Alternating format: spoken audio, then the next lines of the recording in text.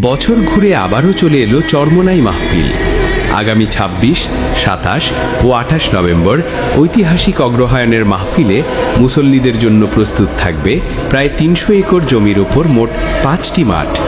প্রায় ১০ বর্গ কিলোমিটার এলাকা জুড়ে টানানো হবে শামিয়ানা। তাই ঐতিহাসিক এই ময়দানে আসার জন্য প্রস্তুতি নিন এখনই।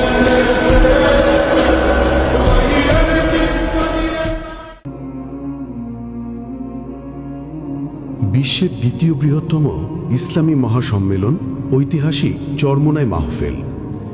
ফাল্গুনে সুবিশাল ৫টি মাঠ এবং অগ্রহায়ণে ২টি মাঠ নিয়ে লাখো মুসল্লির উপস্থিতিতে অনুষ্ঠিত হয় ঐতিহাসিক চরমোনাই অগ্রহায়ণ আর ফাল্গুনের এই মাহফিল।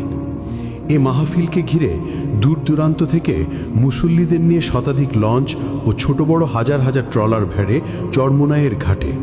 এবং অনেকেই জানে না যে চরমোনাই মাহফিলে লঞ্চ ছাড়াও দেশের উত্তরাঞ্চলে অসংখ্য মুসল্লি সড়কপথে বাসযোগে চরমোনাই মাহফিলে এসে থাকেন। চরমোনাই ময়দান থেকে কিছুটা দূরেই প্রায় ৩৫ একর জায়গা নিয়ে রাখা হয় এসব বাস।